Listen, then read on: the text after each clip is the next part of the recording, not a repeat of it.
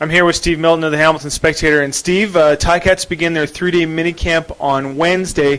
What do you think the Ticats need to get out of this? Well, first of all, let's say goodbye to winter. Where did it go? I mean, this was a short winter. Suddenly we were back on football. They've got to do a couple of things, and one of which is they have a new head coach and they have a new quarterback, and the whole integration of that and getting used to terminologies. There'll be new terminologies, but I think the main thing that has to come out of this camp, and partly it's because of the new rules in the league, which allow you X number of moves only. That means restocking your roster during training camp, and it's quite limited.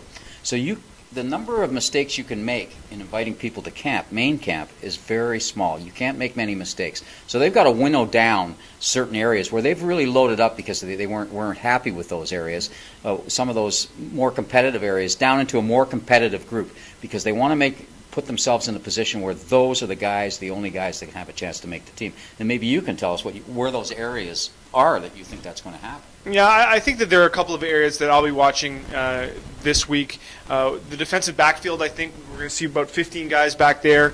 I think they'll have a good crop of guys that come back from last year, guys like Marcel Young and Woody Tureen and a couple of guys like that. But they're going to have a look at some new guys. American wide receiver is another position. But the big area that I think is going to be interesting is offensive line, where I think there are still a number of question marks, whether it's due to injury, a guy like Marwan Hage who's coming back from knee surgery. They've lost Simeon Rotier. They've got some new Americans coming in to compete at tackle. I think that offensive line spot, which isn't going to get answered today, but I think, as you said, there'll be some winnowing down. I think that's a big area of concern, and that's an area to watch. 5 tackles. You can't bring 5 Americans. It's cumbersome, and I don't mean that about their size. You can't bring 5 American, 6 American tackles into camp. They just won't get enough work. So you got to make those decisions now. And I see an awful lot of pitch and catch, don't you, in this train? So you're going to run some basic patterns.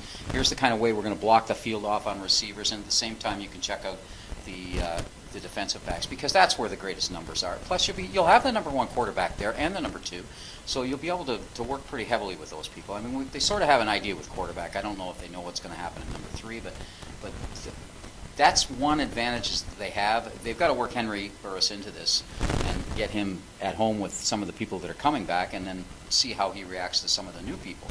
But they're at least starting with knowing who the top 2 quarterbacks are. There's not going to be any problem there.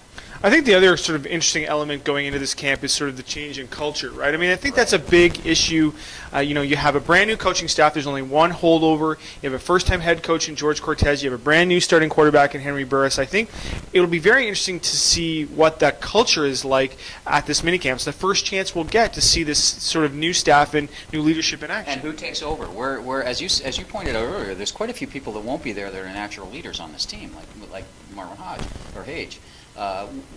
One assumes that Henry Burris becomes a leader on this team because quarterbacks always do, and that's maybe has been one of the issues with Quentin Porter over the years, that we didn't see that emerging leadership, I would say, until late last year, and that was kind of an acceptance of his role, wouldn't you say? This is who I am. I'm in there to score the touchdowns on the short run. I'm in there to fill in. Now he's got to work that out again, given Henry's style as well, and I don't think we can forget that Henry lost his job last year, and that Quentin Porter actually got a few starts in there. It's not a competition.